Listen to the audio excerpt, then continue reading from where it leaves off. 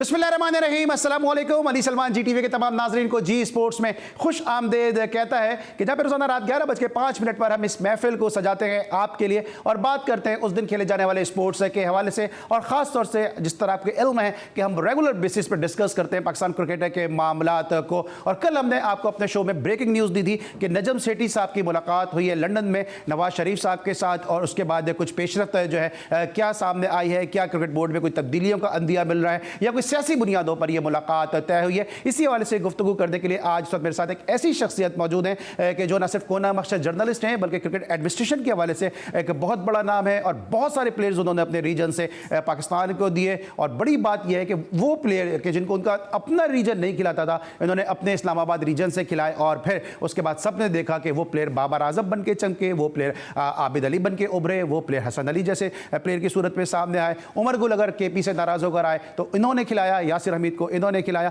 तो बहुत सारे प्लेयर थे, शान मसूद जो कराची में जिनकी जगह नहीं बन पा रही थी या खिलाया नहीं जा रहा था, शान मसूद को इन्होंने खिलाया। तो वो तमाम प्लेयर के जिनको मौके नहीं मिल रहे थे, इन्होंने अपने रीजन से खिलाकर पाकिस्तान को स्टार्स दिए। और एक और जो इनकी खूबी है वो ये है कि इनके जो ज़ेर सरपरस्ती जो ग्राउंड रन होता था, डायमंड क्रिकेट ग्राउंड पाकिस्तान में, चाहे कोई भी क्रिकेटर हो, क्रिकेट से जुड़ा कोई भी शख्स हो, इनका जितना ही बड़ा नाक़िद क्यों ना, वो जरूर ये कहता है कि पाकिस्तान की चंद बेहतरीन पिचेस में से एक पिच है डायमंड क्रिकेट ग्राउंड की। इस वक्त मेरे साथ मौजूद है शकील शेख साहब, उनको शो में खुश आमदेद कहते हैं। अस्सलाम वालेकुम शेख साहब। अस्सलाम वालेकुम अली सलमान साहब। शेख साहब से गुफ्तगू का सिलसिले का आगाज करेंगे, लेकिन सबसे पहले आज की टॉप स्टोरीज। कौमी टीम के कप्तान बाबर आजम ने वेस्टइंडीज टीम के खिलाफ सीरीज के लिए तैयारियों का आगाज कर दिया। कौमी कप्तान बिस्मा मारूफ की कॉमनवेल्थ गेम्स में शिरकत खदशात से दो चार, आखिरी फैसला 15 मई तक मुतवक्के। दौरे पाकिस्तान के लिए 15 रुकनी श्रीलंका विमेन क्रिकेट टीम का ऐलान, श्रीलंका विमेन क्रिकेट टीम की क़यादत चमारी अतापत्तू करेंगी। बहुत से खिलाड़ी बेरोजगार हुए, क्रिकेट के निज़ाम में बेहतरी लाने की जरूरत है, साबिक test cricketer Iqbal Qasim. Sarfaraz Ahmed Kashmir premier league के दूसरे एडिशन में कोटली लायंस के कप्तान मुकर्रर।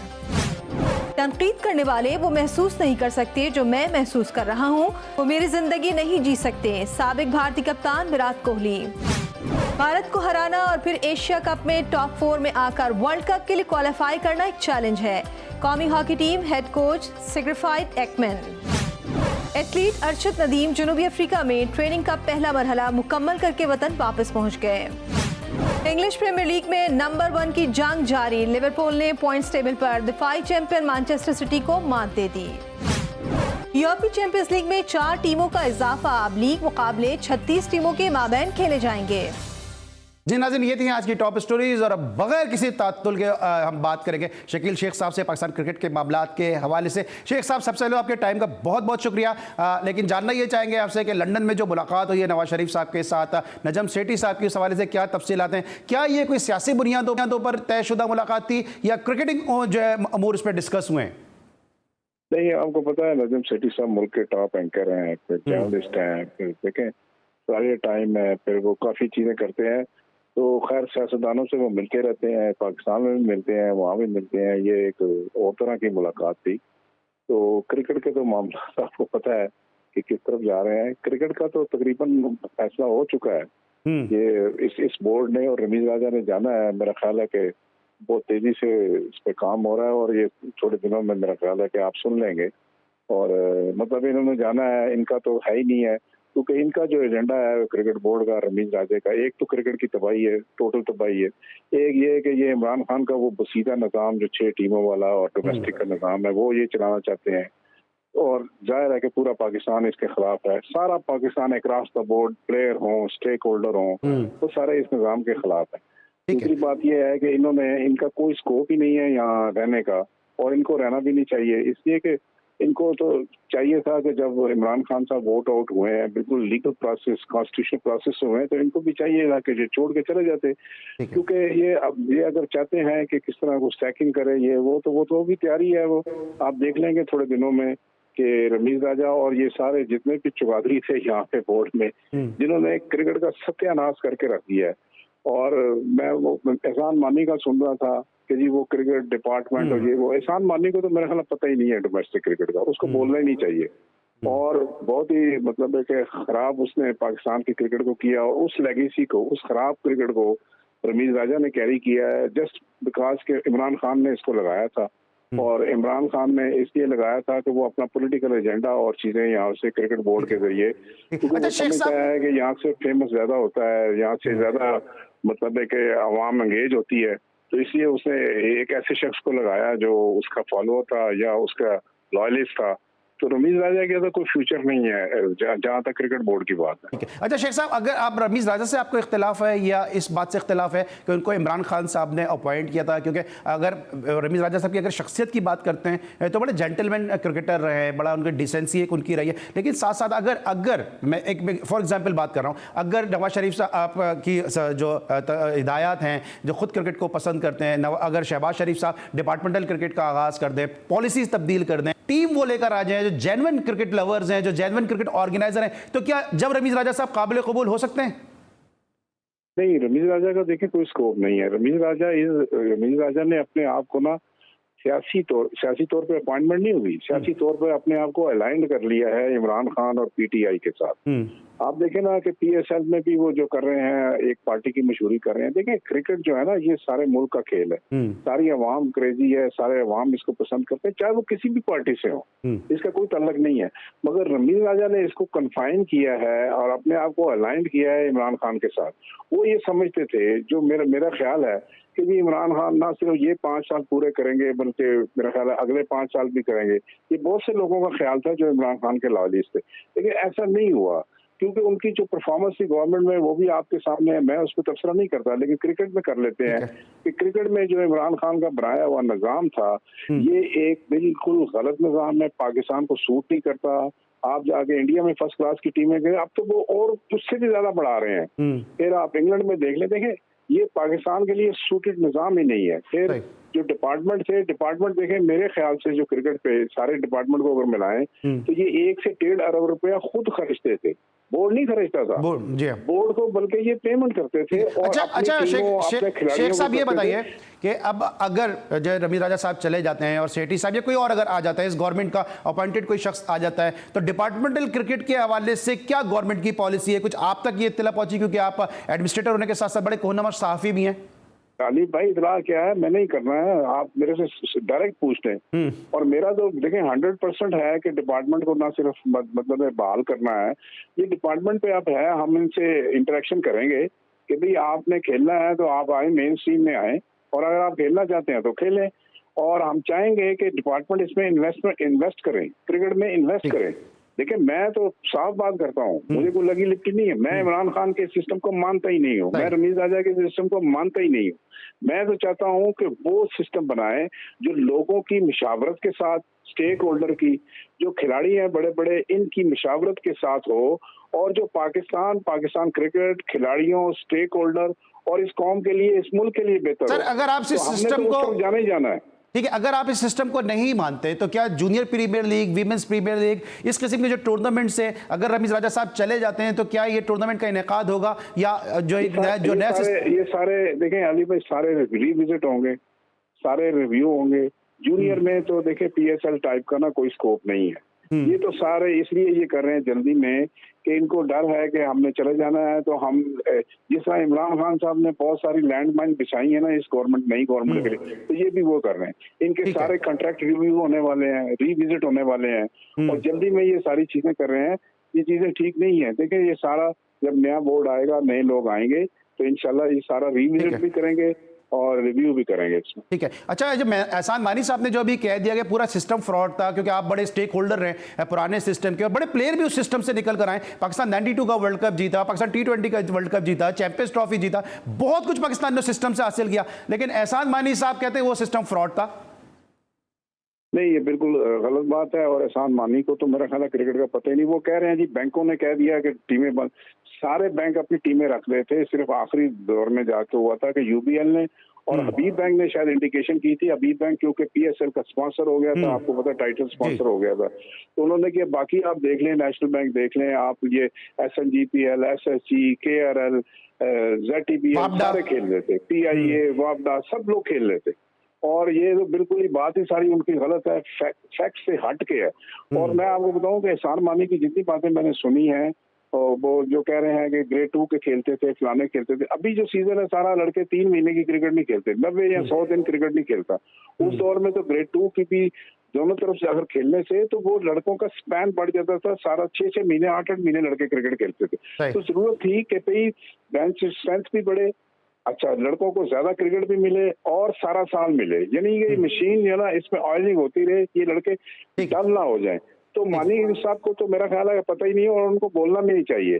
और वो काम का अपने लिए ना प्रॉब्लम क्रिएट कर रहे हैं, बेइज्जती करवा रहे हैं अपनी, उनको नहीं चाहिए। वो फैक्चुअली भी सारा गलत है और वैसे भी उनको पता नहीं था और वो आपको चले गए हैं तो काफी दिनों बाद शायद बोले हैं, तो उनको सही तरह फैक्ट्स ही याद नहीं है कि उन्होंने क्या किया और क्या नहीं किया। ठीक है सर, मुझे ब्रेक पे जा रहा है। ये आखिरी सवाल है मेरा कि अभी अंडर 19 की बात हो रही है, 3000 लड़का आया है पूरे पाकिस्तान से अंडर 19 में। क्या क्रिकेट का शौक खत्म हो गया है या इस बोर्ड की पॉलिसीज से प्लेयर जो है वो थोड़े नाराज हैं और क्रिकेट में आ नहीं रहे बच्चे? नहीं, नाराजगी तो एक अलग बात है, सारे पाकिस्तान को शौक है, लेकिन आप ये देख लें कि ये एक इंडिकेटर है कि क्लब तक बंद हो गए हैं, क्लबों के दरमियान फ्रेंडली मैच नहीं होते, टूर्नामेंट नहीं हो रहे, क्लब को रजिस्टर ही नहीं है, आपके सामने है। और 3000 लड़का पाकिस्तानी यूथ सिर्फ अंडर 19, ये क्या बात हुई? इसका तो मतलब है ही नहीं है। और ऊपर भी फर्स्ट क्लास में 192 लड़के हैं, बाकी लड़के किधर जाएंगे? बाकी सारा पाकिस्तान किस तरफ जाएगा? इसलिए ये सारा सिस्टम जो है डोमेस्टिक का या ये सारा फ्रॉड पे है, ये तरक्की नहीं कर सकता और इससे पाकिस्तान के क्रिकेट की कोई प्रोग्रेस नहीं हो सकती, कोई खिदमत नहीं हो सकती। इसको यकसर खत्म करके नया निज़ाम या वो 2014 वाला या एक बेहतर निज़ाम सारों की मुशावरत से लाने की जरूरत है। एग्जैक्टली। और शेख साहब, डिपार्टमेंटल क्रिकेट के हवाले से बड़ी कौम की और बड़ी क्रिकेटर्स की दुआएं और बड़ी उम्मीदें आप लोगों के साथ है और मैं उम्मीद है कि आप इसी तरह जिस तरह आपका माजी में पाकिस्तान क्रिकेट को सर्व उम्मीदों पे, इन दुआओं पे इंशाल्लाह ताला कोशिश करेंगे कि पूरा होता है इंशाल्लाह। Thank you so much sir, आप हमारे साथ मौजूद थे और आपका वैल्यूएबल टाइम हमें हासिल रहा इस हवाले से गुफ्तगू करने के लिए पाकिस्तान क्रिकेट के बदलते हालात के हवाले। इस पर लेंगे हम एक ब्रेक, और जब ब्रेक के बाद वापस आएंगे तो बात करेंगे उमर अकमल के फिक्सिंग के इल्जामात और उसको फिर ICC ने क्लियर किया मंसूर अख्तर साहब को। ब्रेक के बाद मंसूर अख्तर साहब हमारे साथ मौजूद होंगे। मिलते एक छोटे से ब्रेक के बाद।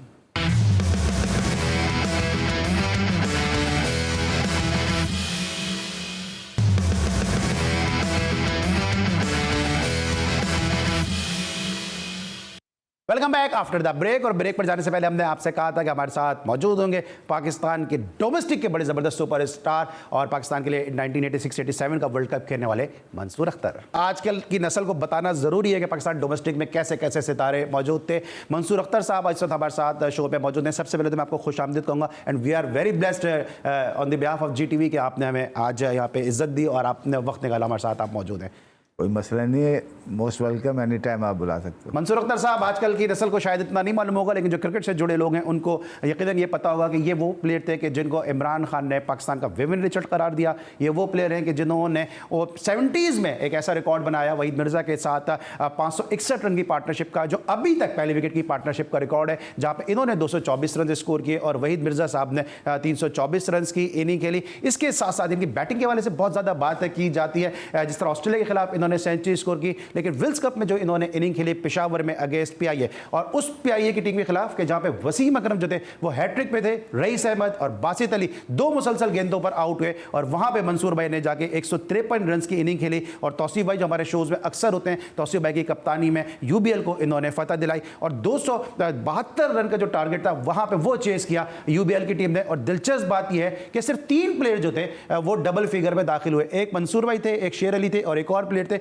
और जो चौथा डबल फिगर था वो था एक्स्ट्रास का। तो ये थे पाकिस्तान के वो प्लेयर, लेकिन बहरहाल इंटरनेशनल क्रिकेट में शायद जो वनडे क्रिकेट में इनफैक्ट शायद इतने कामयाब नहीं हो सके। आज जरा उस हवाले से भी हम इनसे पूछेंगे और पूछेंगे इन पे कितनी तनकीद हुई 87 का वर्ल्ड कप हारने के बाद। लेकिन साथ साथ जो उमर अकमल का मामला है, इसके लिए इनको आज हमने यहाँ पे बतौर खास मदऊ किया है और ये पहला शो है पाकिस्तान की मीडिया हिस्ट्री का कि जहाँ पे पाबंदी हटने के बाद मंसूर अख्तर साहब अपने ख्यालात का इजहार करेंगे। मंसूर भाई, सबसे पहले तो स्ट्रेट यहीं से शुरू करता हूँ क्योंकि आप ओपनर हैं तो पहले ही बाउंसर कर देता हूँ। कि उमर अकमल का सिलसिला क्या रहा, क्योंकि मैं आपको आज से नहीं जानता, मैं कहूँगा 20-25 साल से जानता हूँ और मैं जानता हूँ कि आप इतने फ्रेंडली हैं, लोगों के साथ बड़े प्यार से मोहब्बत के साथ बात करते हैं। ये अचानक से जब आपके ऊपर इल्ज़ाम लगा, आपको तो जब अफसोस हुआ, आपसे जो लोग मोहब्बत करते हैं हम जैसे, उनको भी बड़ा अफसोस हुआ? एक्चुअली मेरी खुद समझ में नहीं आया। मैं अमेरिका में था, जब पाकिस्तान आया तो वहाँ न्यूज़ चली और जब चली तो मैं भी बड़ा अपसेट हुआ। ये क्या हुआ, मैं आईसीसी को फ़ोन किया, ये क्या, उन्होंने कहा ऐसा है, तो हम इंक्वायरी करेंगे और हम आपसे पूछ करेंगे। मैंने कहा ओके, नो प्रॉब्लम। तो बहुत सारे चैनल ने मुझे फ़ोन किया, जी ऐसा है, आप आके कुछ कहें। मैंने कहा मुझे किसको सफाई देनी है, मैंने कहा मुझे किसी को सफाई नहीं है, ठीक है, उसका एक अपना व्यू है, उसने कह दिया, और मेरा जो व्यू है जो फेस करूँगा वो मैं आईसीसी को करूँगा। तो आईसीसी ने मेरे से फिर कराची आया, कराची से आके मेरा उसने इंटरव्यू लिए, जो भी पूछा मैंने बताया। रिसेंटली अभी जब उन्होंने क्लियर किया तो उससे 1 महीना पहले उन्होंने मुझे फिर कहा कि हम आपका इंटरव्यू लेना चाहते हैं। कराची में इंटरव्यू आपका? मेरा कराची में हुआ, लेकिन आईसीसी व्हाट्सएप के थ्रू लिया। अच्छा। तो मैंने कहा ओके, तो उन्होंने जो पूछा मैंने बता दिया, क्योंकि उसमें मेन चीज़ ये थी कि मैंने आईसीसी को जो बताया वो ट्रू सही था कि भाई उन औरों के बारे में पूछा। मेरा मोबाइल उन्होंने ले गए थे और चेक किया सारा कुछ, तो उनको कुछ ऐसी चीज़ तो लेकिन ये क्योंकि हम उमर अकमल को भी जानते हैं, कामरान अकमल साहब के हवाले से बात हुई, ये कोई आग थी जहाँ से धुआं उठा है या ऐसे ही बस कि आपका ही नाम क्यों आया और क्यों, कहाँ से सिलसिला शुरू हुआ? उससे मैं मिला ज़रूर था किसी और मकसद के लिए, क्योंकि मैंने अमेरिका में कुछ बहुत सारे प्लेयर्स को मैंने वहाँ बुलाया, खिलाया भी है। शोएब अख्तर को मैंने वहाँ बुला के खिलाया है, तो बहुत सारे लोग वहाँ मुझे अमेरिका में जानते हैं। तो वो मेरे थ्रू चाह रहे थे कि कोई क्रिकेटर आए और आके यहाँ खेले, तो उन्होंने उमर अकमल का नाम लिया, इरफान का नाम लिया, तो मैंने कहा ठीक है मैं बात कर लेता हूँ। तो वो पैसे, और फिर उन्होंने कहा कि भाई कुछ शोज़ भी हम कराएंगे, तो मैंने कहा वो पैसे ज़्यादा लेगा। मैंने कहा मुझे नहीं पता कितने ज़्यादा लेगा, बस थोड़ी सी मिसअंडरस्टैंडिंग कर लें, जो भी कह लें। हाँ। तो ये हो गई। बहरहाल आईसीसी ने जो अपना काम करना था वो किया, और मैंने आपकी उमर से कोई बात हुई थी इस हवाले से, भाई इल्ज़ाम क्यों लगाया है? काफी पूछता था। मैंने कभी पूछा नहीं उमर से, मुझे ज़रूरत भी नहीं थी उससे पूछने की। अब जाहिर बात है अगर उसने इल्ज़ाम लगाया है तो देखिए, मैं नहीं समझता कि मैं लोगों को तनकीद करना बड़ा आसान होता है।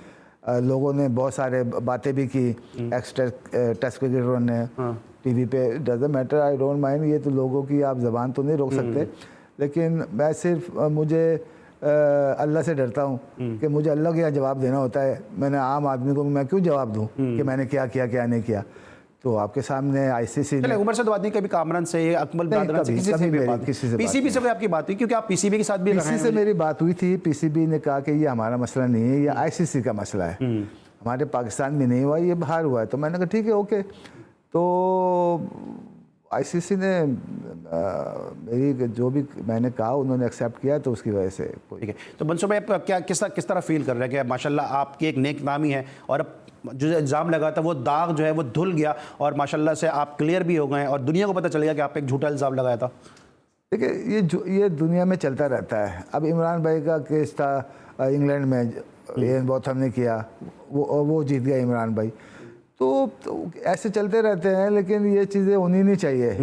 ये एक दूसरे की रिस्पेक्ट करनी चाहिए क्रिकेटर्स को, और ये चीज़ें होनी नहीं चाहिए। और बहरहाल अब क्या कह सकते हैं। अच्छा, ये आपके इस दौरान जो आप ज़हनी तौर पे एक फैमिली, आप एक नेक नाम, मैं बार बार कहूँगा कि मंसूर भाई बहुत ही, जो इनके साथ लोग क्रिकेट खेले वो भी इनकी तारीफ़ करते हैं कि किस तरह ये फ्रेंडली नेचर के हैं, और हम सब लोग इनको जानते हैं। क्योंकि आज बहुत सारी, जो मैं बड़ी बात ऑन कैमरा कह रहा हूँ कि आज बहुत सारे लोग अली सलमान एंकर को जानते हैं, लेकिन जब मैं मामूली से एक क्लब क्रिकेटर था, मंसूर भाई को मैं जब से जानता हूँ और ये भी मुझे जब से जानते हैं। तो एक आपकी एक ऑरा है, एक आपका फ्रेंडली एक आपका नेचर है, एक आपकी, ये 2 साल आपके और आपकी फैमिली के किस अजियत में गुजरे हैं? ठीक है झूठा इल्ज़ाम था, लेकिन आप किस किस के मुंह बंद करते हैं? एक्चुअली मेरी फैमिली, मेरे भाई और मेरे डेफिनेटली मेरे रिश्तेदार वगैरह, वो तो सब मंसूबे कुछ नहीं है। आप, मुझे पता है आप ऐसे है ही नहीं हो, वो सबको पता है। मेरे इवन का क्रिकेटर दोस्त है यार ऐसे, वो तो हुआ ये कि जब हुआ तो कुछ दिनों बाद उस पर एलिगेशन लग गया, वो 3 साल के लिए बाहर हो गया।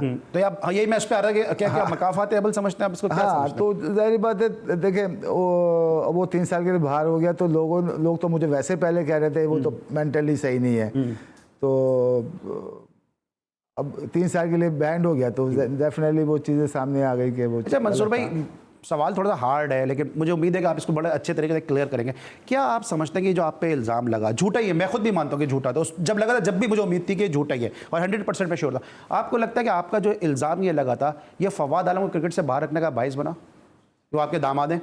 नहीं, देखिए फवाद से इस केस का कोई ताल्लुक है नहीं, ठीक है ना, मैं अमेरिका में था, मेरी जॉब थी अमेरिका में, तो वहाँ मुझे फ़र्क नहीं पड़ा, तो यहाँ क्या फ़र्क पड़ना है। और फिर फादी की अपनी एक लाइफ है, मेरी अपनी एक लाइफ है स्पोर्ट्समैन ही वो भी, लेकिन मेरा ख्याल नहीं कि उस पर असर पड़ेगा और ना पड़ना चाहिए। लाइफ कोई चेंज हुई आपकी? ठीक है, फैमिली ने आपके नहीं माना, लेकिन बाहर जाते होंगे, और जो क्रिकेट नहीं खेलते, कुछ ऐसा अमेरिका में आपके असाइनमेंट होंगे कोचिंग के, डेफिनेटली कुछ इसमें फ़र्क आया? नहीं, तो कभी, मैं वही कह रहा हूँ आपसे, जो मुझे जानते हैं, जो मेरे साथ काम करते हैं, जो मेरे, तो वो डेफिनेटली ऐसा कभी सोच भी नहीं सकते कि मंसूर भाई पे इल्ज़ाम लगा है तो हम इसको निकाल देंगे, ऐसा कोई नहीं है। बल्कि ये मैं भी पाकिस्तान में होता, अगर मैं कहीं अप्लाई कर रहा होता तो पाकिस्तान में होता, जी पहले तो सही होके आओ। तो ऐसा है नहीं, ना ऐसा हुआ, लेकिन अफसोस बहुत हुआ मेरी फैमिली को, डेफिनेटली। और मगर फादी को इसमें कोई ऐसा नहीं अच्छा, है। अब जब आप पे इल्ज़ाम हो गया, क्योंकि बहुत सारे लोग का ये भी सवाल है कि अगर ठीक है अब आप क्लियर हो गए, झूठा इल्ज़ाम हुआ, क्या आप समझते हैं कि उमर से भी कोई इंक्वायरी ऐसी होनी चाहिए कि आपने झूठा इल्ज़ाम क्यों लगाया? आपके एंड से कुछ ऐसा सोच रहे हैं आप? नहीं, मैं आपने माफ कर दिया? मेरे दोस्त यार है अमेरिका में, उन्होंने मुझे फ़ोन करके कहा कि आप अमेरिका आओ, उसको सू करो। मैंने कहा नहीं, मेरी नेचर में नहीं है, ना मैं कर सकता हूँ, ना मैं करूँगा। अल्लाह ताला उसको भी हिदायत दे, हमें भी हिदायत दे। ठीक है, तो कोई उसके बाद कोई बात, मतलब कोई माफ़ी भी, कोई इस तरह जब आप इल्ज़ाम क्लियर हुआ, कोई वैसी माफ़ी, कोई मैसेज, कुछ भी? ऑलराइट है नाज़रीन, आपने यकीनी तौर पे सुन लिया होगा मंसूर भाई के हवाले से, और मंसूर भाई के साथ बहुत सारी हमें और भी बातें करनी है। ये तो जो हमने गुफ्तगू की है इस इल्ज़ाम के हवाले से। देखिए मंसूर भाई, क्या लगता है आपको कि आज भी जब इमरान खान अगर पॉलिटिक्स भी अगर करते हैं, अगर उस्मान बुज़दार अगर फेल हुए हैं, तो उन्होंने कहा कि जी उस्मान बुज़दार, उन लोगों के ख्याल में, अपोजिशन के ख्याल में, कि अगर वो फेल हुए हैं, उन्होंने कहा जी मेरा वसीम अकरम है, लेकिन अपोजिशन ये कहती थी नहीं यार ये वसीम अकरम नहीं है, ये प्राइम मिनिस्टर साहब का मंसूर अख्तर है, ये रिजवान उज़्ज़मा है। ये चीज़ आपके साथ जो चलती हैं, तो ये सोचते हैं अब यार क्या मेरे साथ ये चल रहा है? देखिए, मैं इमरान खान, बहरहाल अल्लाह ताला उनको सेहत दे, तंदुरुस्ती दे, ज़िंदगी दे। मैं बड़ा खुश नसीब हूँ कि वो मुझे इतना लाइक करते थे। मैं आऊँगा उस पर भी, क्यों करते थे लाइक? अच्छा, क्रिकेटर। तो कभी, हाँ, मुझे आप जब बात करोगे फिर वो बात बताऊंगा मैं। तो एक प्रेशर जिसको कहता है ना, तो वो डेफिनेटली मेरे पर होता था, क्योंकि इमरान भाई ने जितना मुझे सपोर्ट किया, औरों को भी सपोर्ट किया, लेकिन वो क्लिक कर गए। तो मैंने भी क्लिक किया, ये नहीं कि मैंने रंज, लेकिन एक ऐसा बना दिया गया था। हाँ, ऐसा क्राउड ने और ऐसा कर दिया था कि इमरान खान नहीं होगा तो मंसूर खेलेगा नहीं, और वही हुआ, बिल्कुल वैसे ही हुआ। इस बात पे मैं, इमरान भाई ने मुझे पहले ही कह दिया था कि जब वो इंजरी हुई उनकी 2 साल, उन्होंने कहा तुम्हें कोई नहीं खिलाएगा, क्योंकि हालांकि कोई ऐसी बात थी ही नहीं कि मेरी इमरान भाई से कोई रिश्तेदारी हो, कोई कुछ हो। इमरान भाई ने तो कितने प्लेयर बनाए, आप डिस्कस करेंगे बाद में, मैं नाम बताऊंगा कि इमरान भाई ने, वसीम अकरम सबसे बड़ी बात है, कितने प्लेयर इमरान भाई ने देखे और उनको खिलाया। ठीक है, क्लिक कर गए, वो अलग बात है, लेकिन मेरे ऊपर प्रेशर कुछ ज़्यादा अपने आप पे मैंने ले लिया होगा, तो जो कि गलत था। और बहरहाल इसमें तो, लेकिन मंसूर भाई किस बात का प्रेशर था डोमेस्टिक में? मुझे तो याद है, मैंने तो मंसूर अख्तर को देखा है जो रिटायर होने के बाद वेटरन्स में फरमाइशी छक्के मारते थे, और जब आप खेलते थे तो मतलब आप जैसा बैट्समैन, जब वसीम अकरम को हैट्रिक पर रोकने के बाद जो तीसरी बॉल खेल रहा है वसीम अकरम जैसे बॉलर के सामने, और वसीम अकरम उस पर 1991 में अपने पीक पे थे और 153 रन की नॉट आउट इनिंग खेली, सिंगल हैंडेडली मैच जिताया, वो मंसूर अख्तर पे इंटरनेशनल क्रिकेट में क्यों कामयाब नहीं हो सके? देखो, इसमें 2-3 चीज़ें थी। हमारे ज़माने में सिमट क्रिकेट थी बेसिकली, हम लोग सिमट के खेलने वाले थे। ठीक है, हम कट हुक पुल अच्छा करते थे, और जितने भी हमारे साथ के क्रिकेटर्स थे जो सिमट पे खेलते थे, तो वो सारे पाकिस्तान खेले, वो दिलेर थे, कट हुक पुल मारते थे। तो हम लोग बेसिकली सिमट पे, जब आप इंटरनेशनल क्रिकेट पे जब आप खेलते हो तो डेफिनेटली वहाँ की हर चीज़ रिक्वायरमेंट चेंज होती है। तो उसमें मुझे कोई ऐसा प्रेशर नहीं था, मुझे प्रेशर सिर्फ ज़्यादातर अपने क्राउड को, सिलेक्टर का प्रेशर बड़ा होता जो था। बाकी इमरान खान के अलावा जो बाकी 9 थे उनका था, वो कितना उठाते थे, कितना गिराते थे? देखें, बात यही है ना कि इमरान भाई, अब टीम के अंदर कुछ बहुत सारे ऐसे भी लोग होते हैं जेलसी, मुझसे कहते थे यार तुम तो इमरान खान की वजह से खेल रहे हो, मैं हूँ तो मैं तुम्हें खिलाऊं नहीं। अच्छा, हाँ, कौन थे? सीनियर प्लेयर थे? आप जो भी था बहरहाल। तो मैंने कहा यार मुझे किसी से डर नहीं है, मुझे अल्लाह ताला ने मेरी जितनी किस्मत में लिखा है मुझे खेलनी है, चाहे इमरान भाई हो या ना हो। मैंने कहा ठीक है, मैं लकी आदमी हूँ कि इमरान खान मुझे पसंद करता है एज ए क्रिकेटर, और विव रिचर्ड मुझे बहुत पसंद करता था। और आपको इमरान खान ने विव रिचर्ड कहा? जी, विव रिचर्ड मुझे बहुत पसंद करता था। वो इसलिए कि एक समरसेट के खिलाफ हमारा मैच हो रहा था, मैंने बिफोर लंच 100 किए, तो विव रिचर्ड ने आके मेरे से कुछ पूछा कि तुम ये कैसे खेलते हो, और मैं उसको गाइड नहीं कर सका कि मैं ऐसा खेलता हूँ। तो वो विव रिचर्ड ने इमरान खान को कुछ बोला होगा, जाहिर है ऐसी बात नहीं है। तो और इमरान भाई की बात को वज़न हो गया कि भाई हाँ मैंने सही बंदा पिक किया है और ये वो। तो इमरान भाई की आई बहुत वो थी। मैं कहता हूँ कि ऐसा लीडर जो कप्तान था पाकिस्तान को ना पहले मिला ना मिल सकता है। उन्होंने बड़े क्रिकेटर्स बनाए, वकार यूनिस को बनाने वाले वही हैं। इंजमाम देखो, इंजमाम और वकार यूनिस को बेसिकली बनाया है डिपार्टमेंट ने, यूबीएल ने। क्योंकि पीसीबी ने एक लेटर इशू किया कि हर डिपार्टमेंट अंडर 19 टीम बनाए। जब अंडर 19 टीम बनाने निकली तो उसमें हम भी सिलेक्टर थे, तो हमने पिक किया और इंजमाम को यूनुस को, तो ऐसे और भी PIA नेशनल बैंक मेरिट पे बच्चे लिए हमने। तो उसमें उन्होंने तो कभी आज तक मुल्तान से भी नहीं खेला होगा। बिल्कुल। तो उनको अंडर 19 से आ गए थे वो। बिल्कुल, वो अंडर 19 यूपीएस से खेले, यूपीएस से डायरेक्ट फर्स्ट क्लास खेल गए। तो उनको तो बेसिकली बनाया ही डिपार्टमेंट ने, क्योंकि डिपार्टमेंट जब भी प्लेयर हायर करता है तो 100% मेरिट पे करता मेरिट पे। अच्छा मंसूर भाई, मैं इस पे आता हूँ जरा, मैं डिपार्टमेंट की क्रिकेट पे भी आऊँगा, क्योंकि मंसूर भाई जिस तरह मैंने बोला कि आज इनके साथ बैठना मेरे लिए बड़ा ऑनर है, क्योंकि हमारे कुछ प्लेयर ऐसे होते हैं जो बड़े आपके चाइल्डहुड हीरो होते हैं, उनमें से एक है मंसूर भाई। और अभी जब मैं शो में आ रहा था, जब अपनी ये हमारे माइक्स वगैरह लाइट्स वगैरह ऑन हो रही थी, तो हमारे जो कैमरा मैन है यासिर, इनका ये कहना था कि बख्तियारी यूथ सेंटर मंसूर अख्तर के शॉट से गूंजता था, और आज तक इनके कान में जो है वो उन शॉट्स की गूंज है। बात करेंगे बिग ब्रेक के बाद।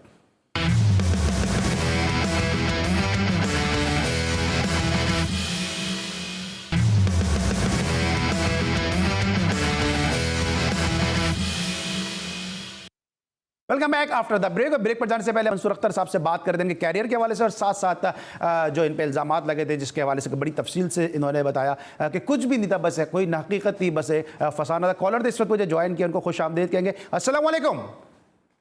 वालेकुम सर। वालेकुम अस्सलाम जी, कौन सा बात कर रहे हैं, कहाँ से? अली भाई मैं फहद बात कर रहा हूँ कराची से। जी फहद। अली भाई मेरा सवाल ये है, सबसे पहले तो मैं मंसूर अख्तर साहब को कांग्रेचुलेशन करूंगा कि उन्हें क्लियर कर दिया गया है। ठीक है। तो मेरा जाती ख्याल है कि काइंडली इस बात पर आप लोग बात करें कि क्या पीसीबी को अब माफी नहीं मांगनी चाहिए उनसे, क्योंकि उनकी रेपुटेशन पर एक सवाल पीसीबी को क्यों माफी मांगनी चाहिए? कैरियर पे काफी नशेब का शिकार हुआ।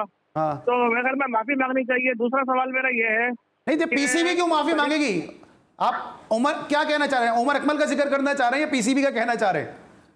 मैं तो पीसीबी की बात करूंगा कि पीसीबी को उस पर जो है माजरत करनी चाहिए मंसूर साहब को। चले ठीक है, थैंक यू सो मच। लेकिन पीसीबी का बनता नहीं है इस तरह, अगर जिस तरह मंसूर भाई ने माफ़ कर दिया, अगर उमर अकमल भी इनसे एक्सक्यूज़ कर लेते हैं या मामला को ख़त्म करते हैं तो ठीक है, चलें इस तरह हो जाए। लेकिन जब आप इमरान खान साहब के इतना करीब थे, आप पे जब ये इल्ज़ाम लगा तो आपकी इमरान खान साहब से बात नहीं हुई इस हवाले से?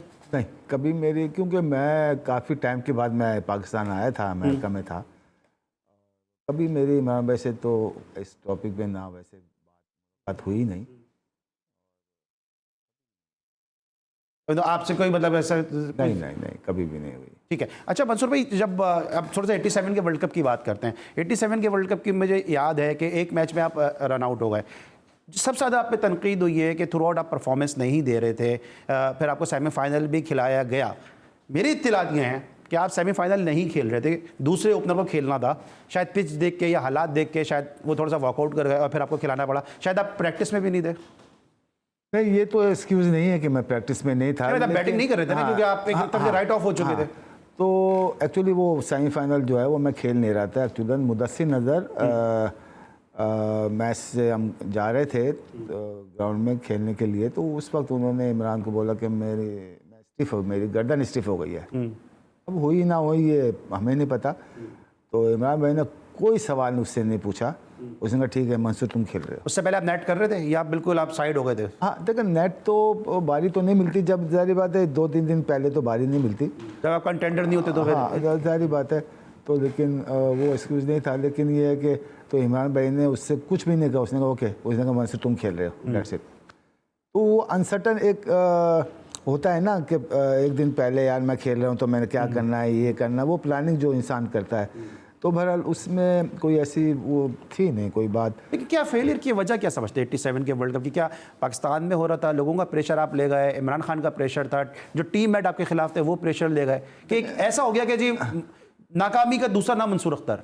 हाँ लेकिन वो 87 के डेफिनेटली के सुबह जब हम रात को ही लोग आना शुरू हो गए थे बाहर बिस्तरे, और ये बड़े लोगों को एक वो बड़ी था, मजबूत टीम थी पाकिस्तान की। बड़ी मजबूत टीम थी, फेवरेट टीम थी पाकिस्तान की। ऑस्ट्रेलिया भी डेफिनेटली उस वक्त नंबर 1 टीम थी। तो बहुत अच्छी कंडीशन थी, विकेट बहुत अच्छी थी, हर चीज़ बहुत अच्छी थी, लेकिन क्या कहना चाहिए कि बस आउट हो गया। किस्मत में नहीं था बस, नो एक्सक्यूज। अच्छा, आपको लगता है कि कुछ बदकिस्मती का भी सिलसिला था कि सलीम यूसुफ साहब के बॉल लग गया, और तो तौसीफ भाई को शायद तौसीफ भाई की भी जो थी वो शायद उनकी बैटिंग जल्दी आ गई है, कुछ इस तरह का सिलसिला। फिर सलीम जाफर साहब ने 17 रन दे दिए, आखिर तक उनका पीछा करते रहे। ये 87 का वर्ल्ड कप बहुत के कैरियर खराब कर गया वैसे। हाँ नहीं देखें, इसमें एक बंदा अगर इतने रन दे दे या आउट हो जाए तो उससे कैरियर तो खत्म नहीं होता। लोगों का स्टेटमेंट लग जाता है ना। लोगों की तनकीद करना बड़ा आसान होता है। वकार उन्होंने 25 रन दिए थे इंडिया में, वर्ल्ड कप में 25 रन दिए थे इंडिया में, उस पर कोई तनकीद नहीं हुई, कोई बात नहीं। अभी T20 वर्ल्ड कप में शाहीन आफरीदी ने क्या किया, इसमें देखिए ये एक स्पोर्ट्समैन के साथ चीज़ें लगी रहती हैं। इसमें ये नहीं है कि वो उसने अगर वो, लेकिन मंसूर इसमें आप मीडिया के रोल को नहीं सराहेंगे कि मीडिया ने लोग इतना अवेयर कर दिया है कि अब लोग खेल को खेल समझने लगे। जब आप खेलते थे तो एक वो जिंदगी और मौत का सा एक तूफान सा एक होता था। देखिए उस वक्त जो है ना लोग है ना क्रिकेट देखने आते थे, और कोई इसमें मैच फिक्सिंग और ये चीज़ें होती नहीं थी। आजकल के दौर में अगर पाकिस्तान हार जाती है जी मैच फिक्स किया होगा, ये आम लोगों की मैं बातें बता रहा हूँ आपको, हम जैसे लोग नहीं करते, आम लोगों की। और जी ये तो ये हो गया होगा, वो तो फलाना हो गया होगा। अब पुराने ज़माने में क्या होता था, किसी को अगर ज़्यादा चांस दे दो जो उसका रिश्तेदार है, और मंसूर अख्तर तो इमरान खान का रिश्तेदार है, इमरान खान ने तो ये करना है ये करना, तो वो एक पब्लिक व्यूज़ जो है ना वो बड़े मज़े के भी होते हैं और पेनफुल भी होते हैं। तो उसको कभी माइंड में नहीं लेना चाहिए। एक बड़े मज़े की बात, मैं पान लेने गया, अच्छा पान ले रहा था तो कहीं गाड़ी रोके तो वो पान वाले और एक बंदा बातें कर रहा था, यार कल की टीम कौन खेलेगी, क्या खेलेगी। वो कुछ खेले ना खेले, मंसूर अख्तर ने तो खेलना ही खेलना है। तो वो अब मैं बराबर तो बहरहाल तो लोगों के व्यूज़ जो है ना उसमें कभी इंसान को कभी वो नहीं होना चाहिए कि जी वो ये कह रहा था वो ये कह रहा था। अच्छा 87 के वर्ल्ड कप का मैंने सुना आपने घर से भी निकलना छोड़ दिया था? नहीं ऐसा नहीं था, ऐसा नहीं था। 2-3 दिन तो जाहिर बात है, आजकल तो शहबाज शरीफ भी नहीं निकल रहे। जब इंसान तो आम आदमी तनकीद करता है तो थोड़ा सा अवॉइड करना चाहिए। तो ठीक है तो उस वक्त मैं जब बाहर गया तो कुछ लोगों ने वोटिंग की, ये नहीं कि नहीं की, वोटिंग की। तो मैं फिर काम से गया तो फिर घर आ गया, घर से भी 1-2 दिन वो फिर नॉर्मली हो जाता है, वो तो चलता रहता है। अभी आजकल अब क्या कर रहे हैं? आजकल तो मैं कुछ भी नहीं कर रहा, तो मैं आया हुआ हूँ। तो अभी मैं अमेरिका में होते हैं आप? अभी मैं जाऊंगा अमेरिका वापस। कोचिंग असाइनमेंट है? हाँ बस ख़त्म पे ही है, क्योंकि ये कोरोना की वजह से 1-2 साल तो वैसे ही चला गया। तो अब मैं जाके भी 15-20 दिन में वापस आऊँगा, फिर मैं शायद नहीं जाऊँ। अच्छा मंसूर भाई ने चूँकि अमेरिका में भी कोचिंग की है और यहाँ भी पीसीबी के साथ एक ज़माने में मुंसलिक थे, पहले हैदराबाद के साथ रहे, फिर उसके बाद कोयटा में जाके उन्होंने कोचिंग के असाइनमेंट भी रहे। अब नया डिपार्टमेंटल अगर सेटअप आ जाती है, आपसे पहले शकील शेख साहब थे, उन्होंने कहा डिपार्टमेंटल क्रिकेट को मैंने ही लाना है। बड़े पॉजिटिव है कि अगर चेंज होता है रिजीम, रमीज़ राजा साहब जाते हैं। पहले तो ये बताया कि आप और रमीज़ राजा साहब ओपन करते रहे, और मुझे याद आया रमीज़ राजा साहब के साथ उन्होंने इनिंग का आगाज़ किया। तो रमीज़ राजा साहब 14 अगस्त को पैदा हुए हैं और मंसूर अख्तर साहब 25 दिसंबर को पैदा हुए हैं। तो बड़ा यूनिक एक ओपनिंग पेयर था इस हवाले से कि दोनों बड़े तारीखी दिन पे पैदा हुए। कॉलर ने मुझे इसी दौरान ज्वाइन किया, इस पर ज़रूर बात करूँगा। जी अस्सलाम वालेकुम। वालेकुम, कैसे अली भाई, खैरियत से हैं? जी अल्हम्दुलिल्लाह। कौन सा बात कर रहे हैं? कराची से बात कर रहा हूँ, वहाज। जी वहाज।